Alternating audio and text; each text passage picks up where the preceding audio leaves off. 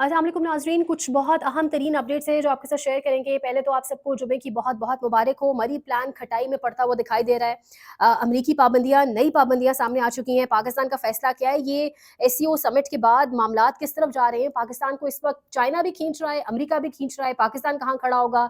पाकिस्तान के सर पर एक नई तलवार लटक चुकी है, जहाँ एक जानिब एक्सटेंशन की टेंशन तो है ही, जहां एक जानिब मामलात ये वाले हैं, वहीं पर मामलात अमेरिका और चीन के हवाले से भी अब ठीक ठाक खराबी और प्रेशर की जानिब बढ़ चुके हैं। उसके साथ साथ इमरान खान का जानशीन, एक आर्टिकल हफीजुल्लाह न्याजी साहब का सामने आया है। कौन इमरान खान का जानशीन है, जिसके हवाले से हफीजुल्लाह न्याजी साहब जो है वो अनाउंस कर बैठे।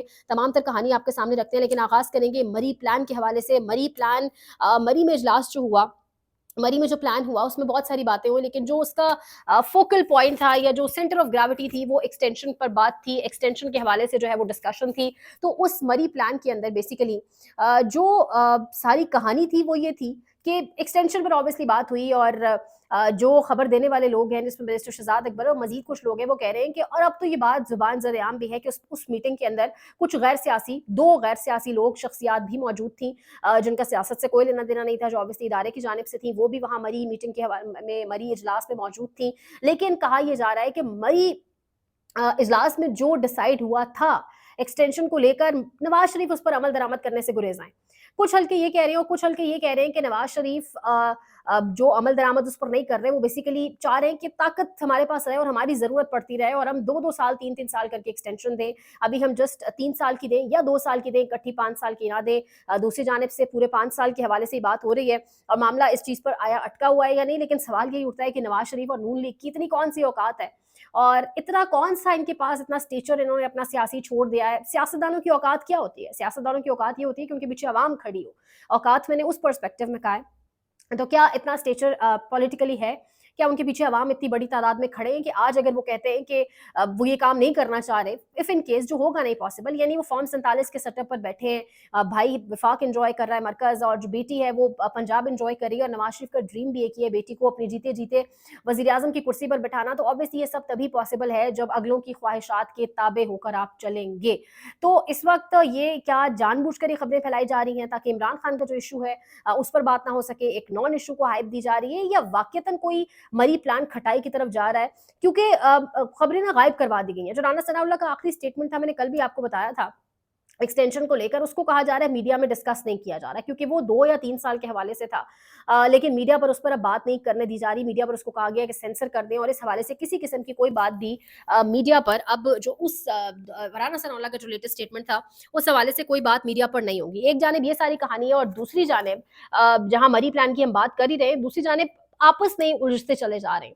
हनीफ अब्बासी और ख्वाजा आसिफ की बात करें, वो तो आपस में उलझ रहे ही हैं, लेकिन उसके अलावा भी जिस तरीके से मामलात अब खराबी की तरफ जा रहे हैं, क्या ख्वाजा आसिफ साहब भी किसी मिशन के ऊपर हैं? ये भी बड़ा अहम है यहाँ पर देखना, और इस हवाले से भी सोचना। लेकिन ये जो एक्सटेंशन प्लान है ना, ये जो मरी वाला प्लान एक खटाई में पड़ चुका है, ये इसके साथ साथ इम्पोर्टेंट जो है वो देखना ये भी है कि दूसरी जानिब से भी आप पर बड़े प्रेशर्स हैं। यानी एक लंच हुआ था, और लंच में ऑब्वियसली वैसे ही तो वो लंच नहीं हुआ होगा। आपको लगता है कि वो लंच वैसे हुआ होगा? There is no free lunch. ये अमेरिकन प्रोवर्ब्स भी हैं, अमरीकी तो वैसे भी इस बात को ऐसे ही बोलते हैं। तो कुछ वादे वईद लिए गए होंगे ना। तो अब जब आप चाइना के अंदर मौजूद थे, तो अमरीका बड़े गौर से आपको देख रहा था। जहाँ चाइना पूरे मुल्क की, पूरी दुनिया की माज़रत के साथ डायनामिक्स को तब्दील कर रहा है और दुनिया को बता रहा है कि हम कितने तगड़े हैं, वहीं अमेरिका के अंदर भी खलबली मच चुकी है, और अमेरिका जो है वो यूरोपीय यूनियन और मुख्तलिफ ममालिक से कह रहा है कि किस तरीके से चाइना को माशी तौर पर टफ टाइम दे। वहीं यूरोपीय यूनियन और बाकी यूरोपीय ममालिक से कह रहा है कि रशिया से तेल लेना बंद करें, और इन ममालिक को, खास तौर पे रशिया, चाइना, इनके हवाले से strict policies, north Korea policies के साथ सामने आई। अब ये जो सारी कहानी है, हम इसमें कहाँ खड़े होंगे? क्योंकि M1 मोटरवे प्लान जो एक गालिबन ये भी उसी के साथ जुड़ता है, आपके सी पैक के साथ भी, उसके हवाले से भी इंटरनेशनल मीडिया और हमारा नेशनल मीडिया अब तो नहीं रिपोर्ट कर रहा, लेकिन इंटरनेशनल मीडिया पर स्टोरीज मौजूद हैं कि वो उसके हवाले से जो फंड्स थे, अब उसके लिए एशिया बैंक से जो है वो ताउन किया है, रुजू किया है पाकिस्तान ने, क्योंकि फंड्स अब चाइना नहीं दे रहा। सी पैक का भी आपका फेज 2 में मामला रुका हुआ है, सिक्योरिटी के कंसर्न्स हैं चाइना को। तो पहले कहा जा रहा था जी कि चाइना ये सब देख रहा है, आप गोदी में अगर अमेरिका की بیٹھیں گے, آپ ان کے ساتھ پینگے بڑھائیں گے, تو چائنا کب تک یہ سب دیکھے گا؟ دوسری جانب آپ نے امریکہ کو بھی کچھ obviously تسلیاں دی ہوں گی, تو اب اگر آپ ادھر سے چائنا کی طرف کلٹی مارتے ہیں تو امریکہ پیچھے سے آپ سے سوال کرے گا. تو اس ٹائم بہت ساری ٹینشنز ہیں. ایک یہ ٹینشن نہیں ہے جو میں نے پہلے سیاسی اور ایکسٹینشن کو لے کر ہے, ٹینشن اب امریکہ اور چائنا والے معاملے پر بھی بہت زیادہ بڑھتی چلی جا رہی ہے, اور اس میں امریکہ بھی اب آپ سے جواب طلبی کرے گا. اب آپ صرف فن لینڈ کے صدر کا بیان دیکھیں اس پوری سچویشن میں. فن لینڈ کے صدر یہ کہہ رہے ہیں کہ ہمیں یہ جو پورا ایک اکٹھ ہوا ہے چائنا کے اندر, یہ بیسیکلی یورپی ممالک کو ایک خطرہ ہے, اور وہ کہہ رہے ہیں کہ یورپی ممالک کو اس خطرے سے نمٹنے کے لیے بہت ضروری ہے کہ امریکہ کچھ عزت والی اور کچھ اچھی پالیسیز بھارت کو لے کر سامنے آئے.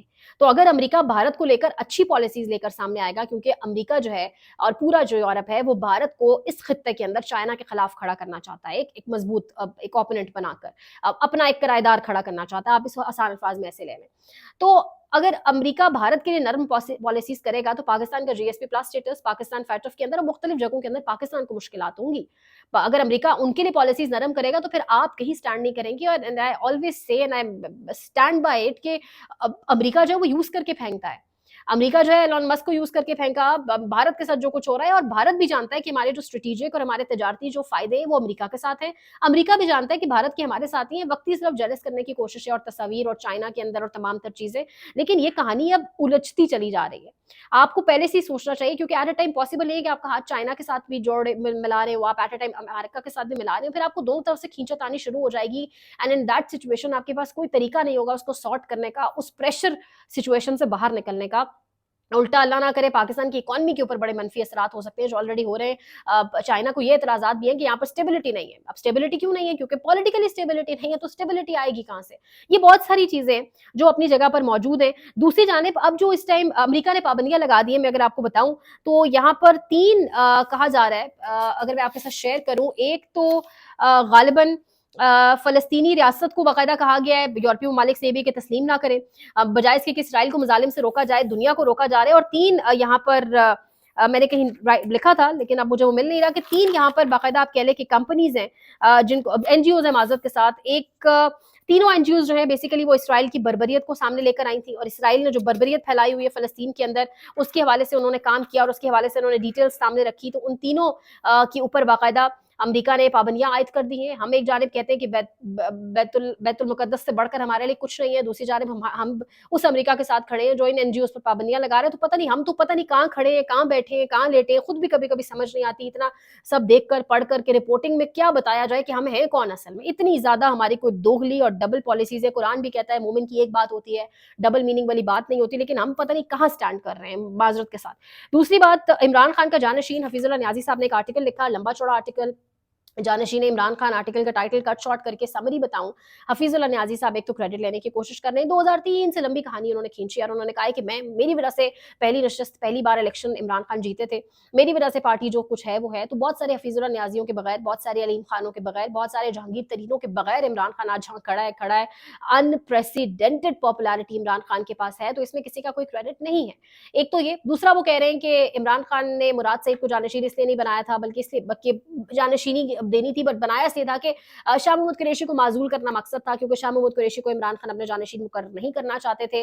لیکن جب شاہ صاحب کے پاس میں ملاقات کے لیے گیا تو شاہ محمود قریشی نے کہا کہ مجھے نمبر 2 بنایا جائے, یعنی جانشین. جب میں نے آ کے انہیں وائس چیئرمین کا عہدہ دے دیا اور آ کے خان صاحب کو بتایا, تو خان صاحب تھوڑا آف ضرور ہوئے. انہوں نے کہا کہ پنجاب کی حد تک انہیں رکھیں اور پنجاب ان کے حوالے کریں, اس سے بڑھ کر نہیں.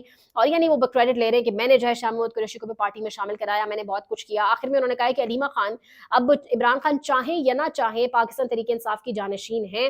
اب عمران خان اس کو قبول کریں گے یعنی فیصلہ اب بس یہ ہوگا. تو علیمہ خان جانشین ہے نہیں ہے, عمران خان نے تو obviously اناؤنس نہیں کیا, وہ فیملی پالیٹکس پہ بلیو ہی نہیں کرتے. بٹ سوال یہاں پر یہ کہ علیمہ خان, انہوں نے لکھا ہے اپنے آرٹیکل میں کہ علیمہ خان کے پیچھے آج پاکستان تحریک انصاف کے چاہنے والے, یعنی عمران خان, پاکستان تحریک انصاف از عمران خان, میں ہمیشہ کہتی ہوں, تو عمران خان کے چاہنے والے آج ان کے پیچھے کھڑے ہیں اور وہ ان کو مانتے ہیں, مطلب انہی کی بات پہ بلیو کرتے ہیں. تو اس کی وجہ کیا ہے؟ اس کی وجہ یہ ہے کہ جہاں پارٹی کے بہت سارے لوگوں کو ہونا چاہیے تھا, جہاں لیڈرشپ کو کھڑا ہونا چاہیے تھا, وہاں لیڈرشپ کبھی کھڑی نہیں ہوئی, وہاں علیمہ خان کھڑی ہوئی. जहां अली मीर गंडापुर को और ग्राउंड पर मौजूद क़यादत को होना चाहिए था, जहां बड़े बड़े काफिले लेकर मिर्जा अफरीदी के घर जाया जा रहा था, वहां पर इस पार्टी की लीडरशिप को अडियाला के बाहर होना चाहिए था, लेकिन वहां अलीमा खान और बहनें थी, तो अब आवाम को उन्हीं की बातों पर एतबार है। लेकिन इस वक्त कुछ स्क्रिप्टेड लग रहा है। एक तो सुबह एक सहाफ़ी की जानिब से बदतमीजी की गई अलीमा खान के साथ। बदतमीजी इस तरह से देखिए कि सहाफ़ियों का काम है सवाल करना। आई एडमिट, आई एग्री, एक रिपोर्टर का काम ही सवाल करना है। लेकिन आप जब जर्नलिज्म पढ़ते हैं तो आप कुछ बेसिक एथिक्स भी आपको पढ़ाए जाते हैं। आप किसी से सवाल उसके मुंह के अंदर फोन डाल के या माइक डाल के नहीं कर सकते। और व्हेन इट कम्स टू खवातीन खास तौर पे, तो वो गुजर रही हैं अगर, तो आपका काम है कि आप उन्हें रास्ता, इतनी स्पेस तो दें।